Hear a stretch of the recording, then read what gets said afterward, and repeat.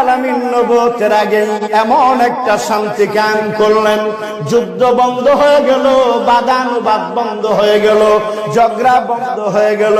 এই জন্য যুব সমাজের দায়িত্ব হলো সমাজের কঠিন কঠিন কাজগুলো সহজ করে করে দেওয়া।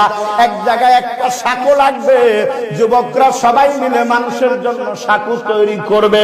এক জায়গায় মসজিদ নির্মাণ করা লাগবে, কায়িক পরিশ্রম লাগবে, যুবকরা সেখানে শ্রম দেবে। এক জায়গায় একজন গরিব দরিদ্র মানুষ চিকিৎসা পায় না, তার একটু ভালো চিকিৎসার প্রয়োজন, চিকিৎসা হলেই সে বাঁচতে পারবে। এই জন্য যুবকেরা এলাকার ধনী ব্যক্তিদের কাছ থেকে চাঁদা উঠাইয়া অসহায় মানুষটার চিকিৎসার ব্যবস্থা করবে। একজন গরিব মানুষ, কিন্তু আল্লাহ মেয়ে দিছে ৩-৪ জন, বিয়ে দেওয়ার মতো সামর্থ্য নাই। এবার যুবকদের দায়িত্ব হলো সামর্থ্যবানদের কাছে হাত পেতে সাহায্য উঠাইয়া ওই মেয়েগুলোর সুন্দরভাবে বিয়ের ব্যবস্থা করে দেওয়া।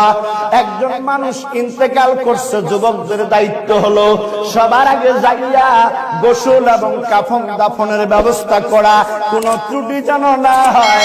এক কথায় সমাজের যেখানে যেখানে প্রয়োজন হাজির হবে যুবকেরা। এই 50 জনের টিম কাজ করবে, আমাদের বীরগাঁওয়ে কোনো প্রবলেম থাকবে না। লিল্লাহি তাকবীর। আল্লাহ কবুল করুক, বলি আল্লাহুম্মা আমিন।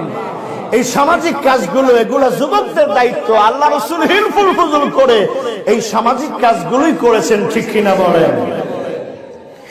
আমার নবী, আপনার নবী জনাবে মুহাম্মদুর রাসূলুল্লাহ সাল্লাল্লাহু আলাইহি ওয়াসাল্লাম, আপনারা বলেন তো তার চাইতে ভালো মানুষ কি পৃথিবীতে?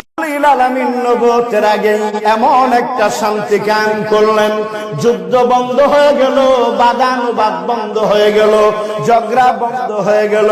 এই জন্য যুব সমাজের দায়িত্ব হলো সমাজের কঠিন কঠিন কাজগুলো সহজ করে করে দেওয়া।